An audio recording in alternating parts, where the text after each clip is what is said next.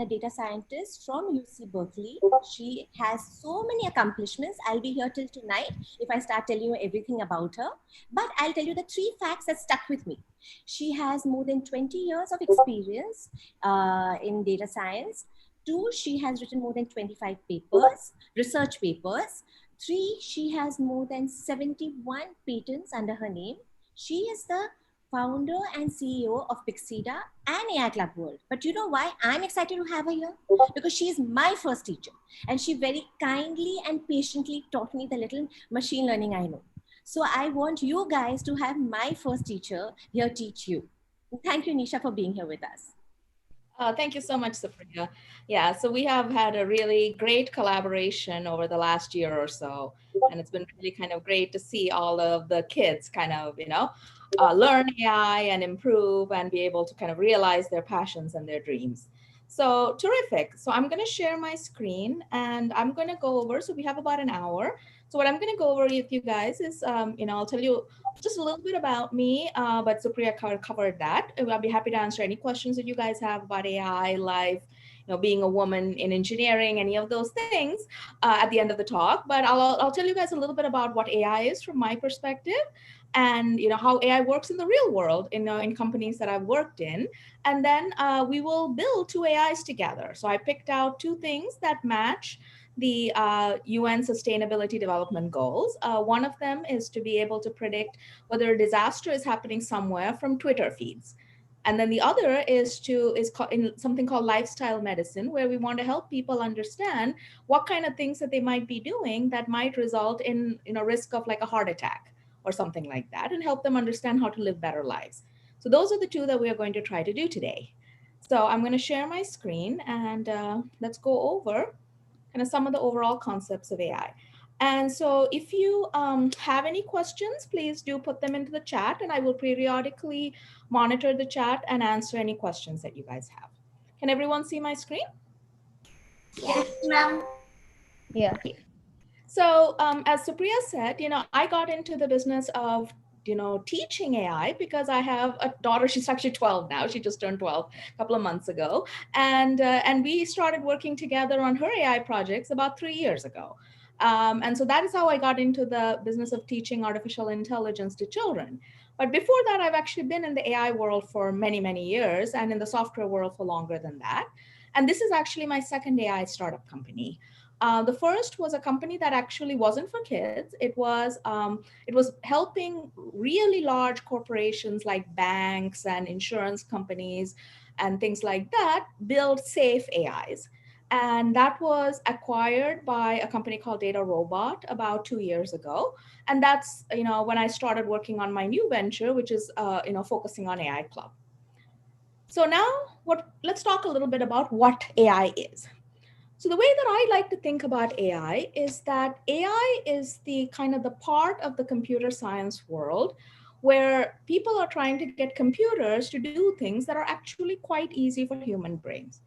That really is usually one of the thing that makes most AIs common, is that computers are trying to behave the way that human brains behave so that they can either interact with humans or they can try to kind of do things and help humans out.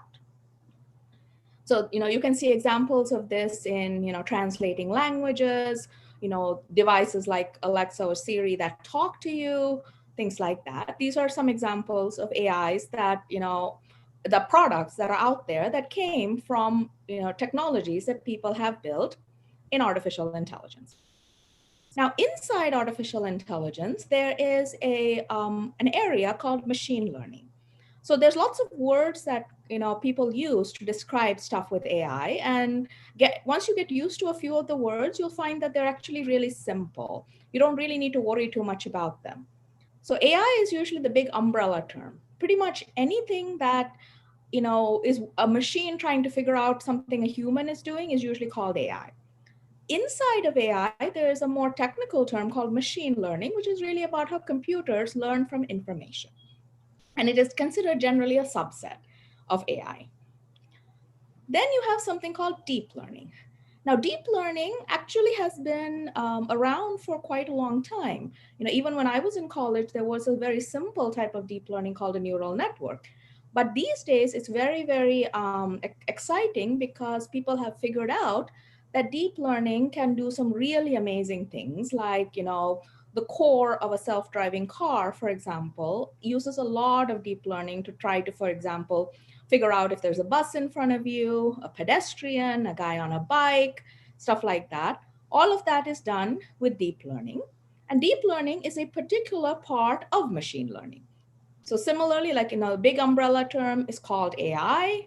Inside AI, you've got this thing called machine learning. And then inside machine learning, you've got this thing called deep learning. So the key thing to really remember here is that all of these are different types of AI, and different types of AIs tend to be good at different things. And they're all useful and they're all valuable. But when you learn a little bit more about them, you'll know which one to pick for a different kind of problem. So now let's talk a little bit about how this stuff gets actually used in real life. So my experience with AI in real life mostly came from working with people and companies that are building AIs to solve real world problems. So what happens is that these companies tend to follow what we call kind of like a life cycle. And the life cycle is sort of interesting because it's a really natural thing for human beings to do. And it doesn't really have a lot to do with AI. And the reason I'm bringing this up to you guys is because when you're in a hackathon, you kind of want to think the way that these people think because you're trying to solve a problem too. So let's talk about what is this process. First is, what is my problem? Now, in a business, that is usually some kind of a business problem. Of an example might be, I want my customers to buy more stuff. For them to buy more stuff, I have to figure out what they are looking to buy. So I might want to make a recommendation to them. So someone might come to my website and buy, say, I don't know, socks. I want to figure out that if they're buying socks, maybe they also want to buy shoes. And then I might want to recommend shoes to them. And so the business need is really to make more money by putting in front of the customer something that they might want to buy. So, okay, so now I want to figure out the right thing to recommend to my customer. How am I going to do that? I go to data. Data is usually examples that I can use to teach an AI. And in the example that I'm describing right now, data might be, okay, people who bought socks in the past, what else did they buy? Did they buy anything else at the same time? Did they come back a week later and maybe buy shoes? That is my data. Once I have some data, then I have to find the right type of AI and I have to teach it. So these three sections are usually about what kind of AI is best to recommend shoes. Maybe I should try a few different ones. How do I see whether they work? One way I can see whether they work is historically, if somebody bought shoes, then the AI should be able to recommend shoes. So this is the cycle where usually, people like data scientists and engineers take this data and try out a bunch of different AIs and see which one works best. Once they have that, okay, now I've got an AI that I'm hoping is going to make more money for me by recommending things. Then there's what is called deployment. Deployment means I send it to work. I put it in action and actually ask it to recommend stuff. So if I'm going to deploy it, I want to connect it probably to my website. So now what's happened is that I now have my AI that I built on my website. So the next time that a customer goes to my website and decides to buy socks, it's going to recommend something. Now, is it helping me make more money? This is the key question. This is the question that ultimately decides whether all of this effort was really worth it. That is called monitor and optimize. So the idea is that this AI is doing well if the customer buys whatever it recommended. So I'm going to watch it for a while, watch it working and see, okay, 10 customers came to the website. The AI recommended 10 different things, one to each. If 7 or 8 customers bought what was recommended, that's a pretty good recommendation. If the AI recommended stuff and say nobody bought the things, then it's whatever those customers were looking for, the AI was not able to figure that out. So that is the idea of monitor and optimize. Then I go back to, and say, okay, did I solve my problem? If not, I might try again. I may have solved my problem, but in doing it, I might have realized I could do it better. then I might go through the cycle again. So this is the way that, adults in real life actually build AIs. And if you think about it, this isn't that different from what you might want to do in this hackathon. You want to solve a problem. Let's figure out how to get some data. Let's build something. Let's try it out, see if it works. You might come up with some ideas to make it better. You may not have time during the hackathon to make it better, but you might have time to try it out again, or you might, conclude the hackathon by saying, you know what, it did pretty well, but I have even more ideas now. So that is the cycle that you typically go through when you try to build an AI. So I'm going to pause here and see if there are any questions. Somebody has raised their hand. Sorry, was there a question, Supriya? I think somebody has raised their hand. Atharva has.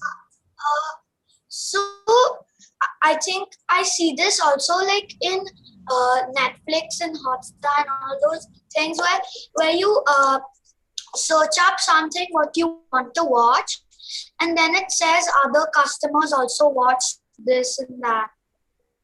Yes, absolutely. And that is exactly what the AI is doing. It's trying to get you to be a happy customer by recommending other stuff. So one thing, by the way, that you can try out, which is kind of fun, is go to one of these shopping sites and look at something and see how long it remembers what you did. So for example, if I go to Amazon and I look for socks, I find that for about the next week, it's going to try to sell me socks. And then about 3 weeks later, it apparently seems to forget that I might have been interested in socks. Now that may change if I actually bought some socks. So, and that gives you a little bit of an insight into, how an AI actually works. So there's a question, what made you want to make Pyxeda? So Pyxeda builds tools that make it easy for people of all ages, to use, to build and use AIs. And I've worked with a lot of AIs over time, and I know that the more people who can use it, the more likely that it can impact everybody and, make it easier for more people to benefit. So that's why I built Pyxeda. Now there's a next question of very good question. Wouldn't entering so much data take an enormous amount of time? So I'm going to show you how to actually do that a lot faster. In real world, we do not enter data by hand. There is no way that real world people can enter data by hand. So today when we build our AIs, we are not going to enter data by hand. And yes, and so I'll show you how we are going to do it. And then, in companies, sometimes even what I'm doing is too tedious for people to do. Sometimes they have programs that just shove the data into the AI all the time. So, okay, so let me go ahead and go back to sharing, and and then we can ask a bunch of other questions. So let's talk a little bit about this data. So one of the things that makes AIs always so interesting is that they almost always have to learn from experience. So AIs are very much like babies. They don't start out life knowing anything. They learn what they are taught. And how do you teach them? You give them data. So data, for example, is is examples of something you want the AI to learn a pattern out of. And so here's an example of some data where the idea is you want to tell whether the person is an adult or a child, and the information you have is how many countries they visited, how many years of school, and how much their height. If you give the AI enough information like this, it will eventually figure out some pattern, not always correctly, but it will figure out some pattern that is what an adult looks like and what a child looks like. And there's a question of, they say data is the new oil because it gives customers a lot of valuable information about their customer. Do you agree? Absolutely. These days, the only thing that you can really, really make money out of is information. And most of these companies, their ability to make money depends a lot on how much they can understand the information that they have gathered from their customers. And so that is part of the reason why AI is so important to everybody is, if my AI is better than yours, I know more about my customers than you do. And if we are both selling socks, I have an advantage because I understand the magic of buying socks more than you do. Another one to think about is, if I'm giving out loans and you are giving out loans, if your company has people, processing loan applications by hand and you're giving customers a decision in 3 days, and my company is processing loan applications by AI and I'm giving them a decision in 15 minutes, I'm going to win. So those are some of the important things about why data is important. So now what happens with AIs once they have data? They have data, they train, and they develop something called a model. And the model is the conceptual equivalent of the AI's brain. The same way that we store information physically in our head and sometimes on paper when our head seems to leak information, the AI store it in a file called a model, and that's where they basically just write down whatever pattern they have learned. So the training process is the process where you take this data and create a model. So for example, if I wanted to predict if somebody was happy or sad, I can have sentences that describe whether they're happy or sad. And I can find the pattern in those sentences and create a model and store it for myself. So that's how AIs learn. Now, once they're done learning, what they do is that they make predictions. And the key thing in predictions is you come up with a question that you don't know the answer to, and you try to answer it. So if it comes back to my example about socks, my prediction is a new customer who I don't know whether or not they want to buy shoes comes and buys socks. Now I have to trust my pattern. And if I learn my pattern well, I will give them a correct prediction. So prediction is what you do with the brain that you've developed. That is the model. And that prediction is answering new questions. And the better your training is, the better your model will be. And then the higher quality your prediction, and the more likely that you've actually solved your problem. So there's another question of, are AI algorithms ever 100% accurate? If not, are we too dependent on them for real life systems? Very good question. AIs are never 100% accurate. They might become 100% accurate in your projects that you build. Sometimes that happens when you're doing with relatively small data. In real life, an AI that is 100% accurate is very suspicious. And so yes, they make mistakes. Now, how important that mistake is depends entirely on what problem you're solving. So different companies decide how important it is for their AIs to be as close to 100% as possible. So as an example, say my AI is going back to my recommending shoes. Say if that AI is only 80% accurate, then 1/5 of the time it might recommend for me, I don't know, pants. And worst case scenario is I might buy a pair of pants and decide I don't like them. So nothing bad has really happened. On the other hand, if that AI is detecting cancer, and particularly if I actually have cancer and it tells me I don't have cancer and I go home and I get sick, that's really bad. So medical applications will not tolerate an 80% accuracy. You will not be able to get a doctor to use your AI to make, you might get a doctor to use the AI to just kind of advise the doctor and the doctor makes the final decision. That's totally okay. But if the patient's treatment is going to be entirely dependent on the AI, accuracy has to be very much higher than 95%, for example. So it depends entirely on, whether or not, what is the bad thing that is going to happen if the AI is wrong. And the nice thing is that most of the time, AIs are used in things like recommending movies, recommending books, where even if it's a little bit wrong, it's not the end of the world. So now we'll talk a little bit about building one, and then we will we will actually go ahead and build one together. So was there a question or something? Okay, so we're now going to talk about building one. So I'm going to introduce you guys to the platform that AI Club and Pyxeda built, which is called Navigator. And I'm going to tell you a little bit about Navigator before we start using it. Now, Navigator was built to make it easier for people of all ages, and specifically kids like yourselves, to build AIs using the same tools that grown-ups use. Now, why did we need to build a special tool to help with that? So these 3 tools that I'm listed here are real tools that grown-ups use in companies every single day. This is the most popular package for AI in Python. It's called scikit-learn. This is Amazon Web Services' flagship AI product. It's called SageMaker. And this is Google's flagship AI product. It's called AI Platform. Now, what happens is that even though these products are very powerful and are used in real world stuff, they take a fair amount of effort to use. partly because they require some programming. Sometimes they require some understanding of how cloud computing works. And, there's many nuances that data scientists and engineers who know how to navigate, but are hard for the average person. So what Navigator does is it uses these tools, but it puts an interface in front of them that makes it easy for anyone to use it.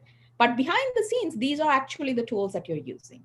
What that means is that you can actually solve some really big problems because these tools can solve huge problems every day. So they're not toys. So it's basically about making real world tools easier to use so that you can kind of find this nice combination of easy to use and solving real and interesting problems. So I'm going to take a quick moment here to answer some of the questions and then see. There is a question here on, to what extent do you predict that AI will be replacing jobs? Has it started happening already? So yes, it has started happening already. So what happens if you look at it is that, for example, I mean, if you have, something that say, customer service is a very good example. If you go to most websites these days, you will find that there's probably a little chatbot that if you click on the help icon, a little chatbot pops up and says, hi, how can I help you? So that is something that, there's a customer service job that has probably, that no longer needs to take the call because the chatbot is going to handle the first line of calls. So what is happening right now is that some jobs are being replaced, but some jobs are more being transformed. So the thing that makes this stuff really tricky is when a new technology comes along, it usually solves a set of problems, but creates a new set of problems. And so when there's a human, usually when a technology comes along, eventually it creates more jobs. But what happens is that in the short term, there could be people who only knew how to do one thing, and those people now for a moment don't have anything to do. So the key of whether or not AI is going to replace jobs is how quickly people can learn AI and learn how to be valuable in a world that has AI in it. And so that is the key. If people do not learn AI and do not learn how to be valuable, then they could end up with jobs that they used to be doing now being done by AIs. But if they learn, there's lots of new jobs that AI is going to create for them. And whether or not countries manage that is really the question that will determine whether or not people lose their jobs. So there's maybe one more question. Sometimes the data which is used to train the AI is biased, making the AI, how can we prevent this bias? This is a really good question. So bias is one of the biggest problems in AI. And I can actually show you guys a little bit when we do our exercises of things that we can do to help understand how an AI is behaving that will then in turn help understand whether it's biased. So the first step to figuring out whether an AI is biased is called explaining the behavior of the AI. And explaining the behavior of the AI means that we have to be able to, as humans, understand why it made the decision that it made. And if that is something we can do, then we can form an opinion about whether it's biased. So that is usually the most important thing. So there are some AI types that are called explainable AIs. And today, when we build our AIs, we can actually build one that is explainable. And I can show you how it actually tells us how it thinks about the information that it has. So I'll actually take a note to try to show you guys that today. Okay, so the next question is, when we look at normal robots, they require actually to basic coding. But for AI and machine learning, you can't just code it with yes or no. So how do you code the robot in a way that the robot can actually learn? So this is really good point. So the biggest difference between AI and what I would call rules is if you can write an if then else rule, even in your mind, don't worry too much about a program. Just think about the problem and think, if I can write a set of rules either on a sheet of paper or in my brain that will get me to the right answer, you do not need an AI. Your problem is not complicated enough to need an AI. But if I look at the data and I cannot come up with a rule, AIs are extraordinarily good at finding rules hidden inside data that are hard for humans to find. So that really is the trick. So, and so the way that you as a human can decide whether or not you need an AI is look at the problem and see if you can write a rule. If you cannot write a rule, pretty good chance that a rule cannot be written. So that's another way to think about it. Yes. So there's another question about data samples. I'm going to answer this question in actually a moment after we do our first exercise. So our first exercise is going to be predicting disasters from tweets. So the way to think about this is, Supriya had asked if I could create some use cases that were related to the UN sustainability goals. You guys might know that there have been quite a few, natural disasters, unfortunately, on the planet, lately. And it doesn't have to be natural. I mean, COVID-19 was absolutely a disaster. But one of the things is that there've been some, large, events that have really hurt a lot of people. Sometimes people have died. Sometimes, livelihoods, they've lost their jobs. So at least in the United States, I live in California, and we had some very bad wildfires last year, which, a lot of houses got burned down and people got lost out of their homes and things like that. In Texas, just last month, there was a massive winter storm. A lot of people lost power. Many people died.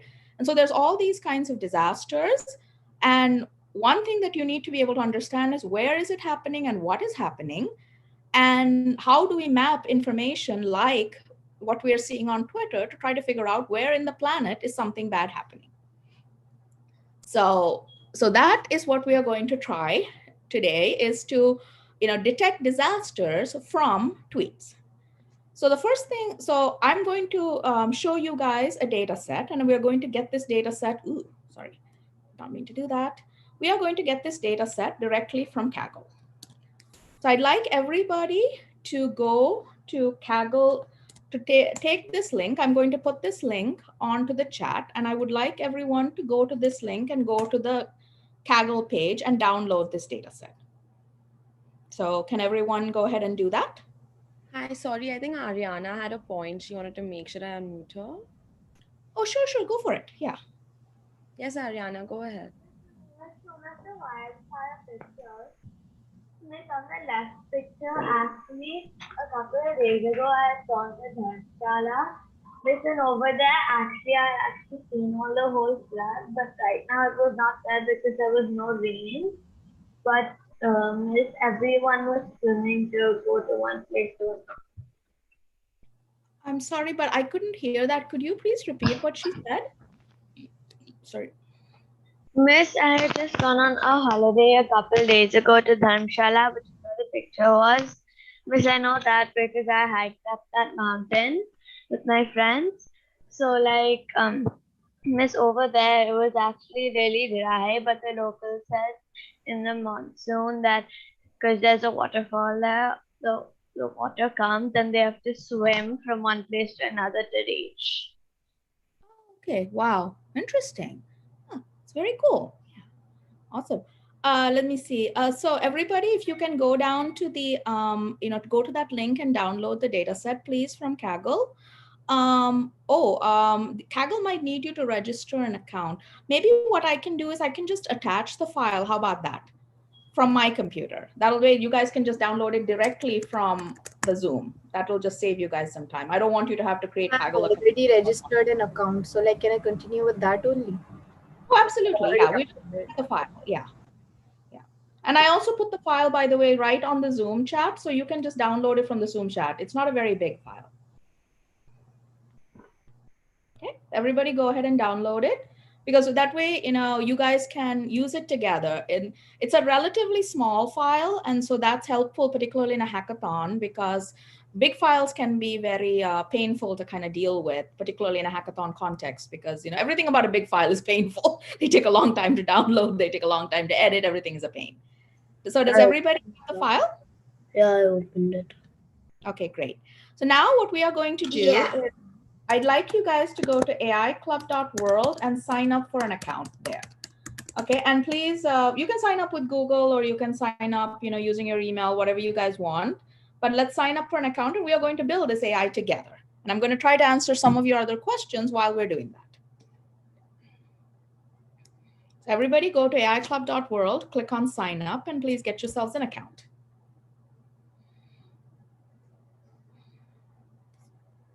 All right, I'm seeing a bunch of signups come in. Good.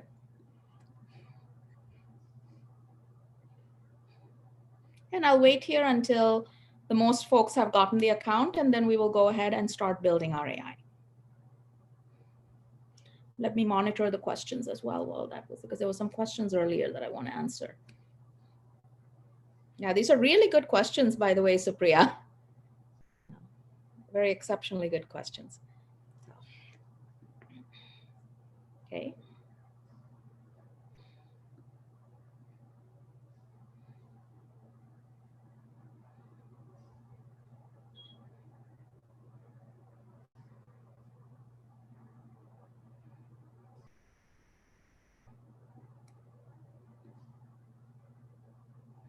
Very good question. There's a third question as well. Okay. Oh, so go ahead and go to the link and just click on the sign up button. Let me maybe go to the link and I'll show you guys. Give me a second. I need to log myself out. Okay. All right. I'm going to share my screen. So when you go to the AI Club website, hold on a second, you will see a website that looks like this, and there will be a button here called sign up. So go ahead and click on the sign up button and say get an account. And then either sign in with Google, that's the easiest thing to do. And if not, if you'd like to, you can also enter yourself a username and a password. I usually choose sign in with Google if I, have something very quickly that I want to do. Okay. Aisha, do you have a question? Did what I showed you help out at all to help you understand what you needed to do?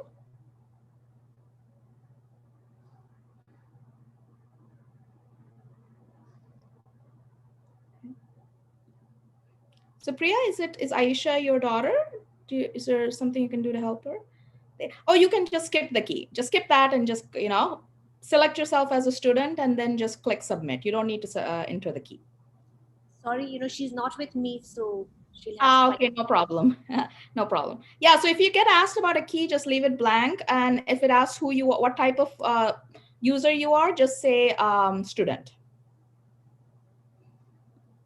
And after you've signed in, you should be able to see that, you'll get to the front page website and you'll see some kind of an avatar here. It doesn't matter what it is.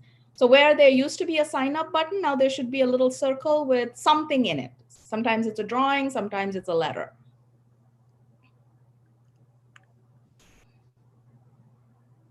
Okay.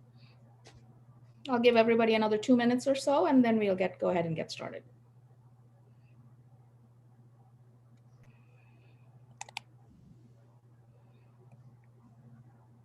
Okay, looks like a bunch of people have signed up. So hopefully everybody's there.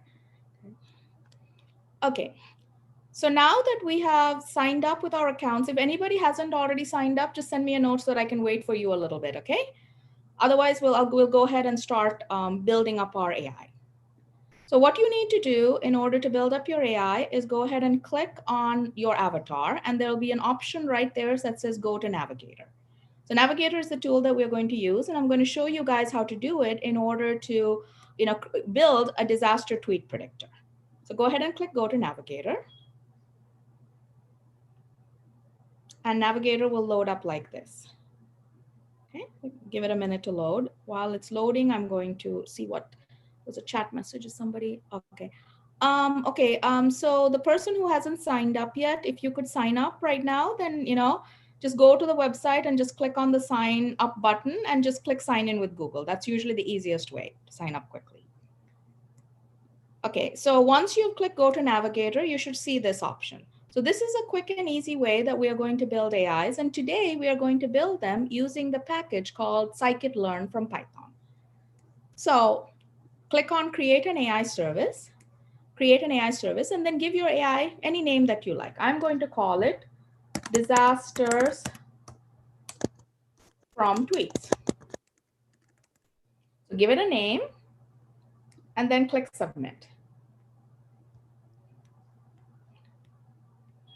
So where the navigator is when you go to AIclub.world. I'm just going to show you real quick. When it's AIclub.world, once you've signed in, you should see an avatar. Click on the avatar and select go to navigator. You do not need to click the Pyxeda Sheets option. Just leave that option blank, okay? So everybody should be here. I created an AI and I did not click the Pyxeda Sheets option. Now it's going to ask me where's my data? Because AI is always learned from data. So where's my data? I click on local because our data is on our laptops. And then I want it to be loaded up to my data sets. Okay. And I'm going to stop here and I'm going to share my entire screen so that you guys can see me actually bringing this in. Okay. So click on upload and let's find your data. So if you guys put your data, if you got it downloaded from the Zoom link where I put it, there'll be a file in your downloads folder called tweets.csv. If you downloaded it from Kaggle, it's probably also there either as a zip file, but I would say just to make it simpler, just go ahead and download it from the Zoom chat because it'll just be right there. This is the file that I gave you guys. It's called tweets.csv and it is sitting in your downloads folder in your laptop. Okay, so go ahead and upload that file. Let me check on people's. Oh, you can name the project anything you like. I called mine Disasters from Tweets. Okay. Okay. Yes, I can repeat the instructions, not a problem. Let's start from the beginning. Has everybody gone to AIClub.world and signed up? If anyone hasn't, can you tell me on chat, please? Okay, I'm going to assume everybody has gone and signed up. In that case, you should see an avatar. Let's see. Yes, good. And then you should be able to click on this avatar and select the first option that's there, go to Navigator. When you click on that, it should show something that looks exactly like this. Give it a minute to load. Okay, it should show something that looks exactly like this. Okay, then create a new AI, give it any name that you like. There's no need to click this little button. So I'm going to call this name 2 just because I already have one I've created. Type any name that you like and click the submit button. Once you've clicked the submit button, it will start building an AI and it will give you this option and ask you to give it some data. Then click on local and click on my data sets. Local, my data sets. Don't change any of this. Click on upload and find the file that I gave you guys called tweets.csv. So this is the file. And this is the file that I gave you guys, which is on the Zoom chat. So go ahead and select that file and click open. Okay. And that will bring the file in. And then we'll take a quick look at it. And let me check the chat here. Yes, so there is a question. Okay, there's a question on what file types are generally accepted. So the file types that are accepted are CSV, which is comma separated values, and images. So Priya, can you unmute Simone Shah? She's seeing something else and I'm not quite sure what she's seeing. Could you unmute her so that I can see what she's, what issue she's running into? Hello. Yes. Okay. So when I go on to the link and I signed up, it's not showing an avatar. It's just showing get started with AI Club. There's a video and then there's like other videos below. Do they have the option of sharing their screen? Can you let her share her screen so that I can see? Yes. So the person who got downloaded and shows archive.zip, don't worry about it. It's because it's created a zip file and you have a Windows computer and it's trying to open the file. Just get the file from my Zoom chat. That's the easiest way to get it. Okay. And then, yeah, Simone, if you can please share your screen. That way I can try to see what you're seeing. Thank you. 1 second.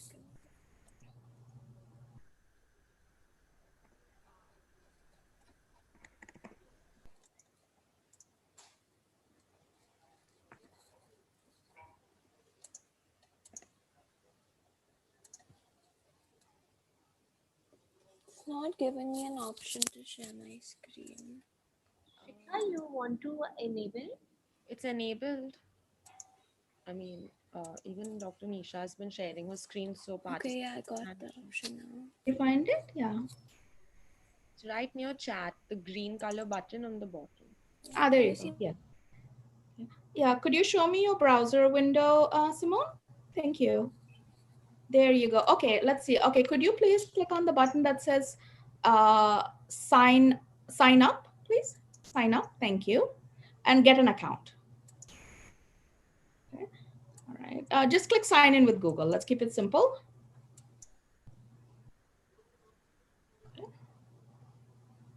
Okay. It doesn't look like you have a Google account. Okay, go back. That's okay. Go back to what you were doing.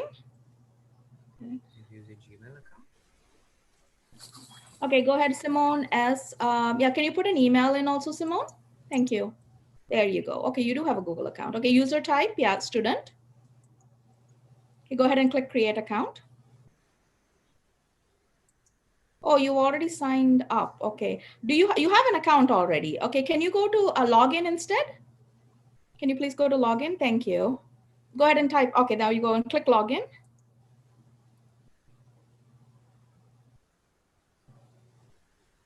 There you go. There's your avatar. So click on the avatar, click go to navigator. Okay, wonderful.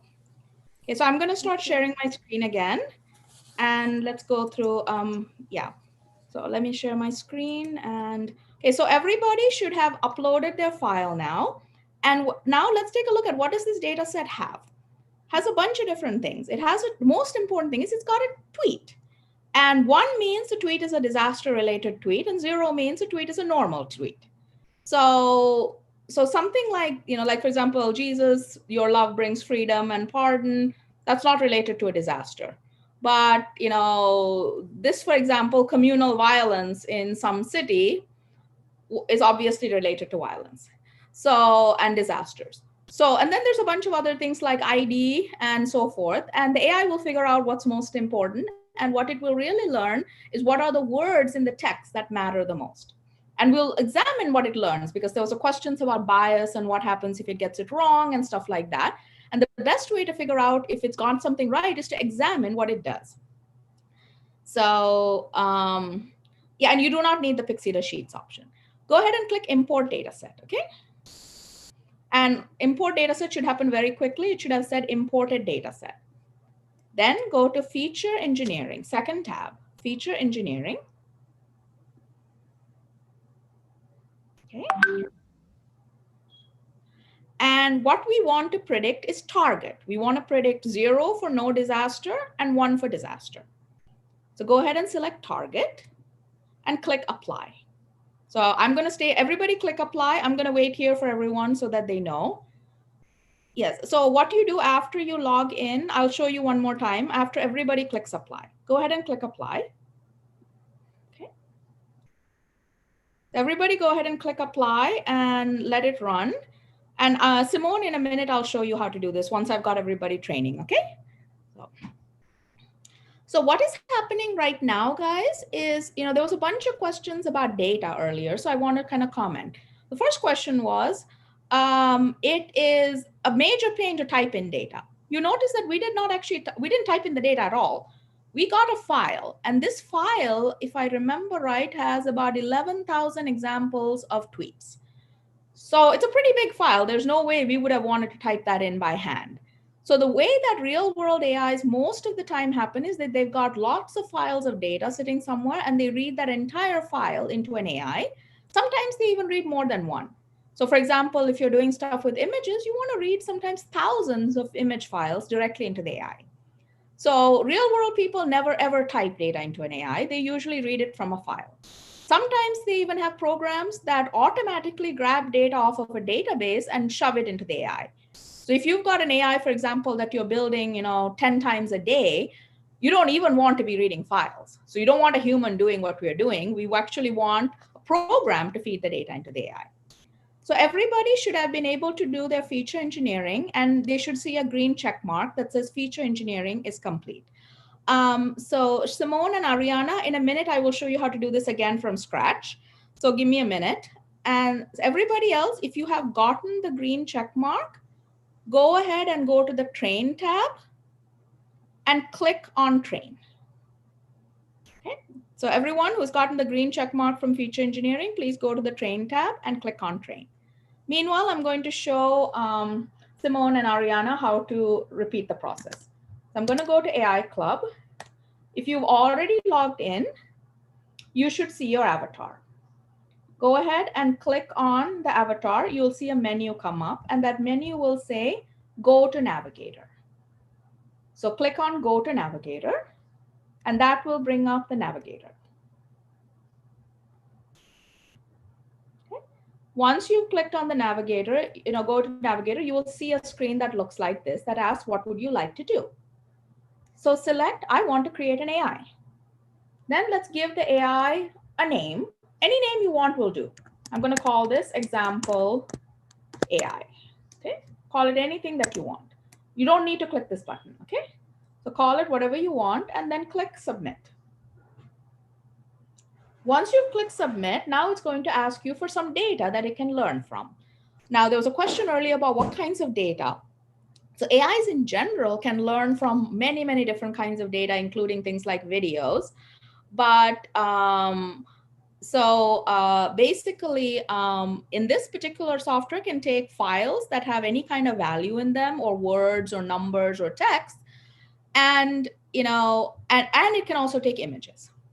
So select local, select my data sets, and select upload, and bring in that file that you downloaded from the Zoom when I gave it to you. That file is called tweets.csv.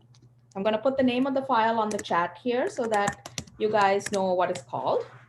So bring it in the file that's called tweets.csv. Okay. Once you have the file, then the instructions are, there's a button here that says import dataset. Click on import dataset. The import will happen almost instantly. As soon as you see this red mark and says a green check mark that says successfully imported, go all the way to the top, go to feature engineering. Good point. What does import mean? Import means that the data has been taken from your laptop and has been given to the AI. So the AI now knows that this is the data that it needs to learn from. So remember, this AI is running on the internet. It is actually running on a computer in the United States. It's not even running where I live. It's running on the East Coast in a place called North Virginia. And so the data has to be moved from your laptop to a computer in North Virginia and given to the AI. That's what import means. Now, what would we like to predict? We would like to predict target, 0 for no disaster and 1 for disaster. So go ahead and select target and click on apply. Very good questions. So it looks like somebody got an accuracy number. Does anybody, so those of you who have finished training, can you put on the chat what kind of accuracies you're getting? Like I'm getting 85%. Can people put on the chat what accuracies they've gotten from their AIs if they've trained them already? Okay, 82 to 85, okay. So team 4, you didn't apply the file or you didn't upload the file? You should upload the file. Oh, the accuracy is on the train tab. So go to this train tab. If it's still training and the train button is gray, it hasn't gotten the accuracy yet. But if it's done training and it's got a green check mark, you'll see the accuracy values down here. Okay, don't worry about it. Your apply is still loading. Yeah, we'll wait for it to finish. Ah, very good question. Why are we getting different accuracies when we use the same data? Just leave it clicked on automatic. Now, the reason that you're getting different accuracies when you use the same data is because it takes a random 20% of the data to give the AI a test. So all of your AIs are taking a slightly different test.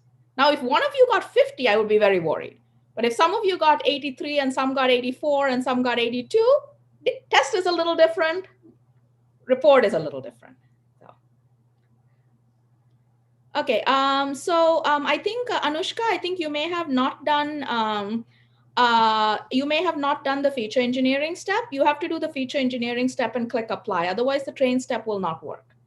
Okay, so now I'm going to go back to Simone, and I'm going to show Simone how to do the next part of her AI.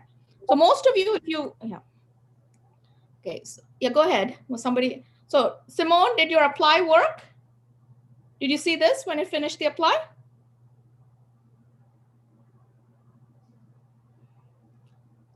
So if once your apply finishes working, then the button should turn red again and you should have seen a green check mark. Got it. Now the next thing that you need to do is to go to train and click on the train button. Don't have to change anything else. Yes, 1 is disaster and 0 is no disaster. Very good. So anybody who has finished feature engineering, just click on the train tab. I'll come back to you guys in 2 minutes once your training is done. Looks like the majority of you have finished training. Now, go to monitor and let's type in some tweets. Don't worry about the ID. It's going to mostly ignore the ID number because it doesn't matter.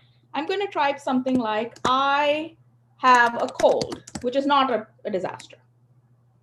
Okay, so 0, no disaster. Good. There was a thunderstorm, and 1,000 people were killed. Okay, let's hope that thing, yes, it thinks it's a disaster. So that's the kind of stuff that you need to, that you can try out. Okay, so type in different kinds of things and see what it thinks. I can say, I cannot find my cat. That's not a disaster, fortunately. There was a train wreck and many lives were lost. Let's see if it can figure out if that's a disaster. Okay, see, it thinks that that's a disaster. So the way you ask your AI questions is you type in different things here and then plus the predict button. Remember, 0 is no disaster, 1 is a disaster. So go ahead and try it out, okay? Now, for those of you who are still on the training, if as soon as your training is finished, you will see a green check mark here and you will see your accuracy down here. So like my second training experiment, oh, people are dying and there's a flood and my AI does not think it's a disaster. Yes, AIs are not always correct. It's quite possible that it simply does not have examples of floods in its data set and might not realize a flood is a disaster. So let's try it. I'm going to try it. There is a flood. Doesn't seem to think a flood is a disaster. How about if I said there's a flood and 200 people were lost? Still thinks it's not well. What about if I said 200 people were killed? Now it thinks it's a disaster. So what's happening is that the word flood is not enough. 200 is not enough, but if you have 200 people were killed, my suspicion is that it doesn't matter whether you put flood or not. Like supposing I said there was a party and 200 people were killed. Still thinks it's a disaster. So it's actually now basically focusing on this part. It doesn't really care what the event was. So, yes, it is not always correct. So now we have only a few minutes left. So I'm going to try to answer a bunch of your questions. So your first question was, remember someone asked, how do we know if it's biased? How do we know if it's going to make mistakes? One of the things is, how do we know how it thinks? Now, most of you probably found that the model called random forest classifier is the one that won. So if it is a random forest classifier, this is a very particular and fun kind of AI that is quite capable of telling you how it's thinking. And this, by the way, is one of the most popular AIs that is used in the real world in places like banks, simply because it is capable of providing explanations that are very, very natural to humans. So you don't have to be an engineer or a mathematician to understand what random forest thinks is important. It can explain itself to the average human. And so how do we know what it's explaining? Click on this little button here. These are the things that it cares about. So ignore the fact that the ID is, the ID is basically not really something that's important. It thinks that if there's a URL in there, it's probably important. Response to the word kill, the word train, the word thunderstorm, collision, bus, volcano, people, Australia, Iran, AMP, earthquake. So somebody said, my AI is not predicting any disaster. Can you type a sentence that combines thunderstorms, collisions, and killed?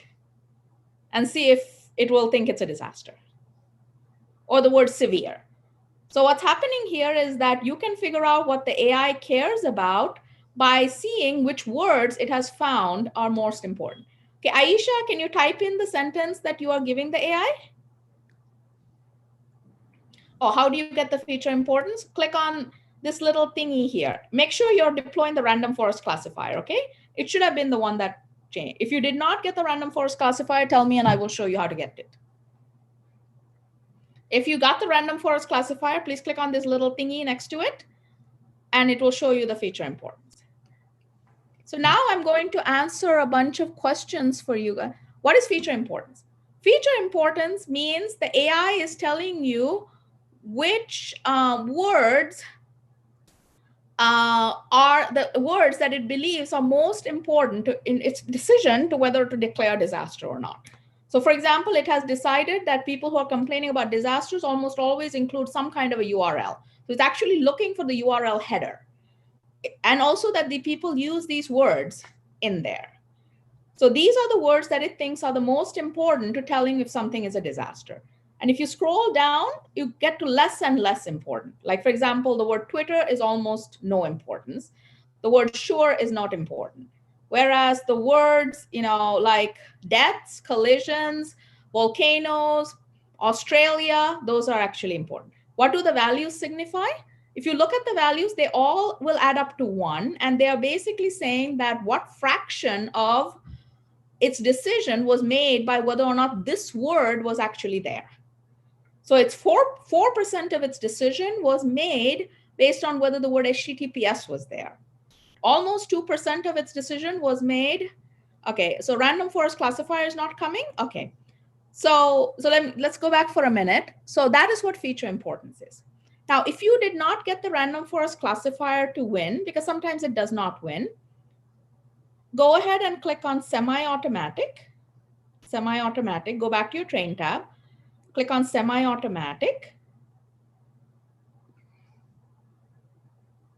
Give it a minute. Select the random forest classifier and force it to train. Semi-automatic, random forest classifier, and force it to train. And once it's trained, let's give it a minute to train, and then we can deploy it. And that will force the random forest classifier to be used. So I'm going to answer a bunch of additional questions that were asked before. So really quickly to summarize one thing, which is if you're worried about the AI's bias, there are many, many ways to test for bias, but one of them is to use an algorithm that can tell how it's thinking.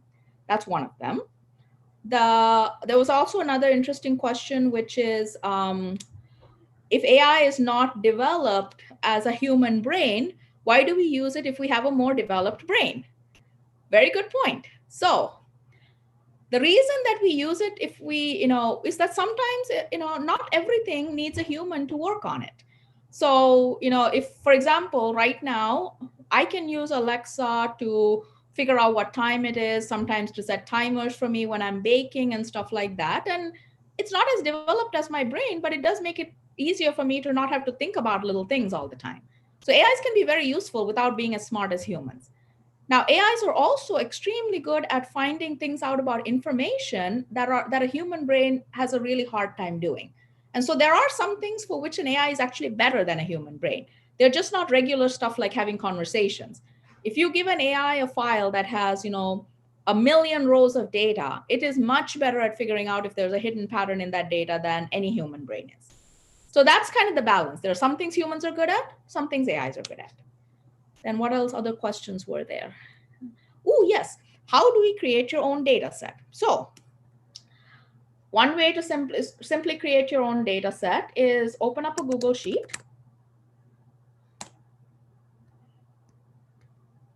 Okay, create a brand new Google Sheet and start creating columns. So for example, supposing I wanted an AI to predict whether I was happy or sad. I'm going to put mood, and I'm going to put sentence, and I'm going to put something like happy, I am having a great day. Okay. Sad, I am having an awful day. So you can create data sets like this by just typing in stuff. Now, obviously, this is a major pain, because that would involve a lot of typing. So some of the things that you can do is you can take data sets that other people have done. So, so for example, we maintain about 300 or 400 data sets that other kids have created. Kaggle is a great place to get cool data sets. You can get data sets by looking at things like the Centers for Disease Control, WebMD, sometimes tweets and stuff like that. So there are lots of ways that you can create data. How much data is a good amount to train an AI? Really good question. If you're trying to train an AI to detect categories, I would say at least 15 examples for each category. But always the more the better. So it depends on how complicated your problem is. If your problem is simple, 20 to 30 data points should be enough. If your problem is complicated, could be lots. Real world data, AIs train on millions of data points and sometimes billions of data points because the real world problems are so complicated that they cannot be properly described in a small amount of data. So, Supriya, I think we're running out of time. So I think there was a bunch of other questions as well. So what do you do after semi-automatic step? Let me show that really quickly. Give me a second, share screen. Questions and then Sorry? we'll take 2 more questions. That's okay. Oh, yeah, absolutely. Yeah, I have time. I don't know. Doesn't it increase human workload way too much? Oh, good question. What increase human workload way too much? Can you repeat? Like, what is it that you think is going to increase the human workload? Collecting the data. Ooh, very good question. So let me get to a minute. If you're in semi-automatic and you trained a random forest classifier, please click the red deploy button, and that will make the AI usable. Click deploy. Once it's done, you can go over to monitor and start asking it questions. So I will complete that process here in a minute, and then I'll answer the rest of the questions. So once it's deployed, you should get this red, so again, you need to click the red deploy button next to the random forest classifier. And once it says model deployed, go over all the way to the top, go to monitor, and then type in any sentence you want here, click predict, and your feature importance will show up here. So answering the questions, doesn't it increase human workload way too much collecting data? So collecting data is a really hard problem. In fact, in the real world, people spend sometimes more time collecting data than they spend, actually building the AI.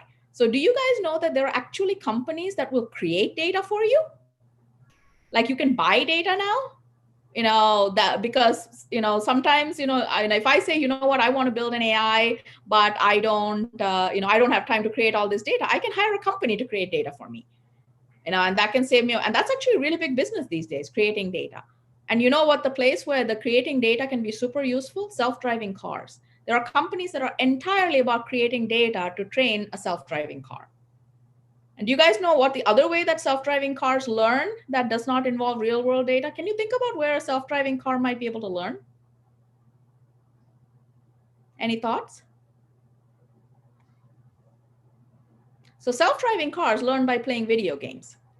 You can put the car into a video game where all sorts of weird stuff is happening. People are running across the street and jumping on the car, and things like that. And the car has to learn how to handle all of that. So one way you can create fake data is to create games where strange stuff is happening to you. And then the AI has to learn how to behave. Yeah, that kind of blew my mind as well. So what is the difference between random forest and the other options? So these are called algorithms. There are lots of different kinds of AIs, and they're good at different kinds of things. Random forest is very good at solving general problems. It's also really good at explaining itself, which is why most people love it. Then there are AIs like neural networks that are extremely good at solving problems, really, really hate to explain themselves. And so you choose a neural network if you want the answer really badly, but you don't want to know how it got there. But if you're a bank and you don't want to get sued, you will use random forest because the neural network. So what are the other questions, Supriya, that the kids had? How do you program something like harm or justice into a robot? Because these are relative terms. Yes, what I think is harmful, you might not think is harmful. How do you code? This is one of the most difficult problems in an AI, and this is one of the reasons why bias is such a hard problem to solve. Is remember, an AI is like a child. if the parents don't agree on what good is, the child's never going to learn anything. So you cannot teach an AI unless you as a human know what you're trying to teach it. So teaching an AI about harm, about what is right or wrong, what is good or bad, is entirely in the mind of the human. And if humans cannot agree on them, there will be an AI that will do something you don't agree with. That's just life. So human problems become AI problems because they're just little learners. They're not much more than that. They have no judgment, no independent opinions, no conscience. So any other questions?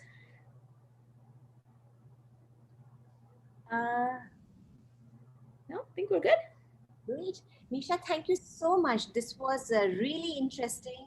You have given the kids an awesome tool, a very intuitive tool, to get kick-started with their hacking. And kids, now I'm going to crack my other poor joke. It's morning for us. Unlike Hadi, you have to bid good night to Nisha because she's all the way in California. So can we send her some love and a good night?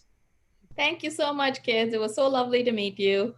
And I wish you all the best of luck in your hacking. And I'm looking forward to seeing what you guys, cool ideas you guys come up with. Thank you for all of the awesome questions. Thank you. Thank you. Thank you, guys. Talk to you later. Thank you so much. Thank you so much. Bye.